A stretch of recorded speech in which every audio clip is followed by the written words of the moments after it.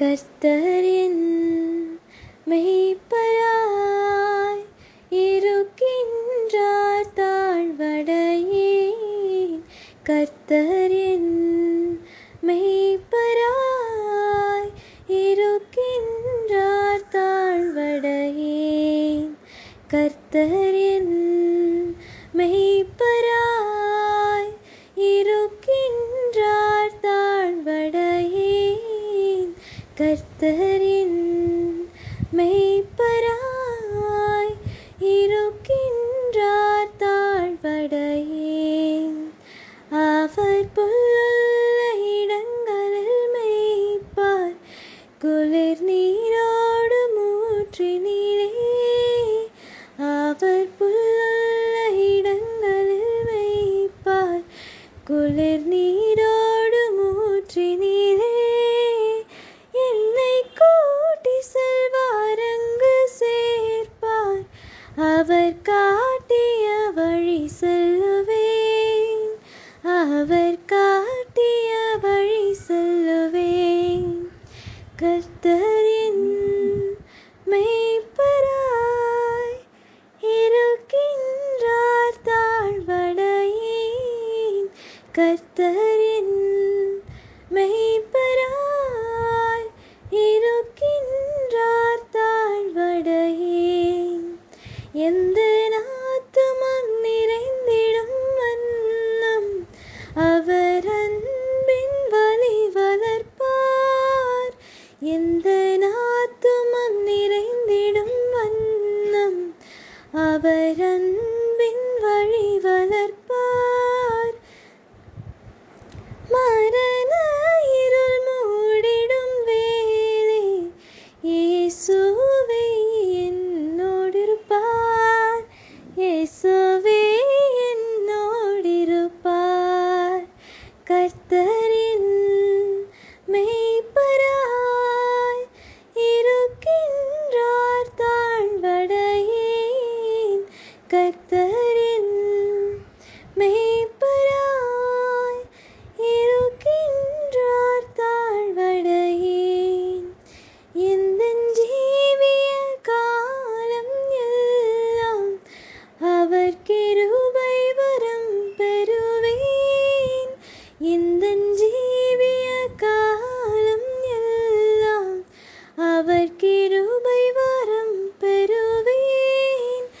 எந்தன் கர்த்தரின் வானக வீட்டில் என்றென்றும் வாழ்ந்திடுவேன். என்றென்றும் வாழ்ந்திடுவேன். கர்த்தரின் மெய்ப்பராய் இருக்கின்றார் தாழ்வடையேன். கர்த்தரின் மெய்ப்பராய் இருக்கின்றார் தாழ்வடையேன்.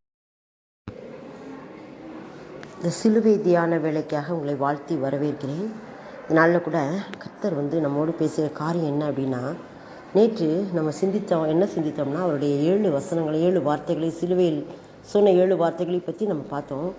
அவரை சாயந்தரம் ஆன உடனே 3 மணி வேளையில் அவருடைய ஜீவன் அவர் கையில் ஆண்டவருடைய கையில் பிதாவுடைய கையில் ஒப்பு கொடுத்த பிறகு அவருடைய சரீரத்தை பார்த்து அவருடைய சாவை பார்த்த உடனே ஆச்சரியப்படுதாங்க எல்லாரும். நூற்றுக்கு அதிபதி பிலாத்து இவ்வளோ சீக்கிரமாக அவர் மறிச்சிட்டாரா அப்படின்னு. ஏன்னா சிலுவை மரணம் சீக்கிரமாக மறிக்க மாட்டாங்க, அவஸ்தைப்பட்டுக்கிட்டு வேதனைப்பட்டுக்கிட்டே அதில் தொங்கிட்டு இருப்பாங்க.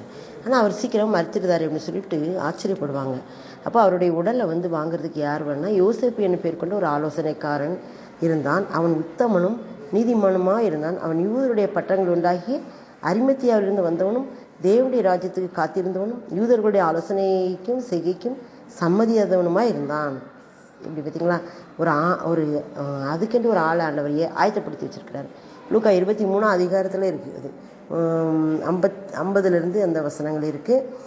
ஆனால் 4 சுவிசேஷங்களையும் இது இருக்குது அவருடைய அடக்கத்தை பற்றி. ஆனால் ஆண்டவர் எல்லாமே திட்டமிட்டு செய்கிறார்.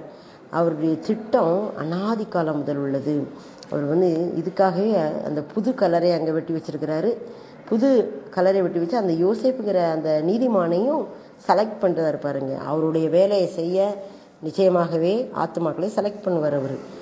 அவருடைய வேலை வந்து முடங்கி போகாது. எஸ்தர்ட்ட சொல்லுவார் மொர்தெகாய், நீ இந்த காலத்தில் மௌனமாக இருந்தால் இஸ்ரவேலுக்கு ரட்சிப்பு வேறு வழியாக வந்துடும், அப்புறம் நீயும் என்ன செய்வ, அதில் சிக்கிக்கிடுவ அப்படின்னு சொல்லுவார், நீ அழிஞ்சிருவேன். இதே மாதிரி தான் ஆண்டவருடைய வேலையை செய்ய யாரை வச்சாவது அவர் செஞ்சு முடிச்சிருவார். ஏன்னா அவருடைய வெற்றிட்டால் நிறைவேறணும். பாருங்கள், இந்த காலத்தில் எத்தனை பேர் ஆண்டவர் அப்படியே தெரிந்தெடுத்து அவர் ஊழியத்துக்கு பயன்படுத்திக்கிட்டு இருக்காரு. அதனால் நம்மளால் முடிஞ்ச அளவுக்கு அவருடைய ஊழியத்துக்கு நம்ம அர்ப்பணிக்கணும். அந்த நாள் பாருங்கள், ஆயத்த நாள் என்று சொல்லப்படுகிறது. அந்த நாளில் இவர் கொண்டு போய் என்ன செய்தார்னா, அந்த பிலாத்துவிடந்து சர்வத்தை வாங்கி இறக்கி மெல்லிய துப்பட்டிகளை சுற்றி கண்மலையில் வெட்டப்பட்டதும் ஒரு காலம் ஒருவனும் வைக்கப்படாதா இருந்த ஒரு கல்லறையிலே வைத்தான். அந்த நாள் ஆயத்த நாளாக இருந்தது. அதாவது அவருடைய பிறப்பு பாருங்கள் பரிசுத்தம். அதில் வந்து ஒரு ஒரு குழந்தை கூட உருவாகாத ஒரு புது கற்பம், மரியாளுடைய கற்பம். அது ஒரு மாம்ச பிரகாரமான கற்பம் அல்ல, ஆவியினால கற்பம். இரண்டாவதாக பார்த்திங்கன்னா, அவர் குருத்தோலை ஞாயிறு அன்னைக்கு அவர் வந்து ஒருவனும் ஒரு காலம் ஏறியிராத ஒரு கழுதை குட்டியில் தான் அவர் என்ன செய்வார், ஏறுவார். இங்கே பாருங்கள், ஒருவனும் ஒரு காலம் வைத்திராத புது கல்லறை. பார்த்திங்களா, எவ்வளோ ஒரு பரிசுத்தம் அவருடைய வாழ்க்கையில், செயல்களில் பரிசுத்தம், அவர் செய்கிற எல்லாத்திலும் பரிசுத்தம். அவர் நம்மை பரிசுத்தமாக்கத்தான் அந்த உலகத்துக்கு வந்தார். நாம் நம்மை அவரிடத்துல ஒப்பு கொடுப்போம். அப்புறம் பார்த்திங்கன்னா, அவர் என்ன பண்ணுதாருன்னா, சிலுவையில் அடைஞ்சோடனே அந்த ஆவி வந்து அடங்கி இருக்கவில்லை. அந்த ஆவி என்ன பண்ணுது அப்படின்னா, 1 பேதுரு 3 சொல்லப்படுது 18ஆம் வசனத்தில், ஏனெனில் கிறிஸ்துவும் நம்மை தேவனிடத்தில் சேர்க்கும்படி அநீதி உள்ளவர்களுக்கு பதிலாக நீதி உள்ளவராய் பாவங்கள் நிமித்தம் ஒரு தரம் பாடுபட்டார். அவர் மாம்சத்திலே கொலையுண்டு ஆவியிலே உயிர்ப்பிக்கப்பட்டார். மாம்சத்தில் கொலை பண்ணிட்டாங்க, அவர் செத்துட்டார்.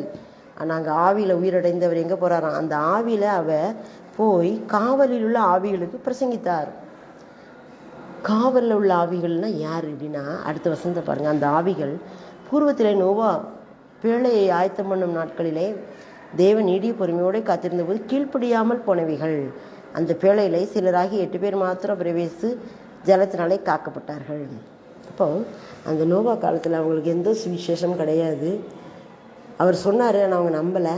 அந்த ஆவிகள் வந்து என்ன பண்ணுது, அது திசை தெரிய முடியாமல் எங்கே போகன்னு தெரியாமல் அந்த ஆவிகள் திக்கி முக்காடிக்கிட்டு இருக்கு. அதுக்கு போய் இவர் ஆவியாக போய் என்ன செய்கிறாங்க, பிரசங்கிக்கிறாரு. ஒரு மீட்பு உண்டு, ஒரு விடுதலை உண்டு அப்படின்னு சொல்லி அந்த ஆவிகளுக்கு போய் காவலில் ஆவிகளுக்கு பிரசங்கித்தான். இவ்வளோ ஒரு அற்புதமான செயல் பார்த்தீங்களா. இயேசு கிறிஸ்து முடங்கி கிடக்கவில்லை. அவர் தன்னை என்ன செய்தார், ஊழியத்துக்காக சுவிசேஷத்துக்காக அர்ப்பணித்தார். அவரை ஏற்றுக்கொண்ட நாமும் கூட அவருடைய சுவிசேஷத்துக்காக நம்ம அர்ப்பணிப்போம்.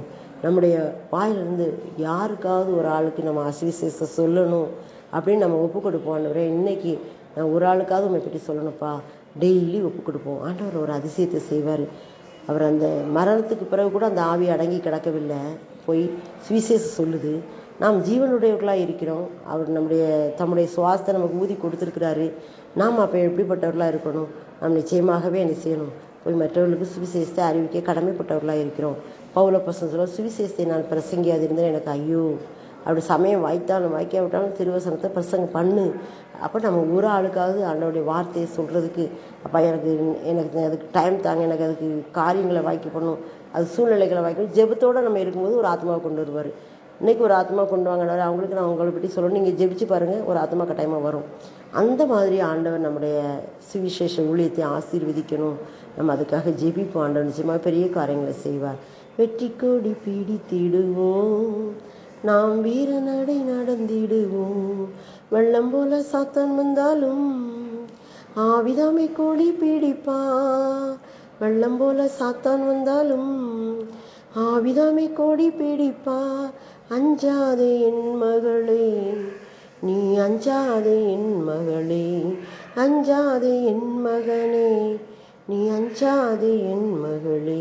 அப்பாவை நன்றியோடு துதிக்கிறேன். எங்களுக்காக நீ உயிரோடு எழுந்தீங்க, எங்களுக்காக நீ சுவிசேஷம் சொன்னீங்க, எங்களுக்கு முன்மாதிரியை வச்சுட்டு போனீங்க. நாங்கள் அதன்படி நடக்க எங்களுக்கு அனுக்கிரகம் பண்ணுங்க.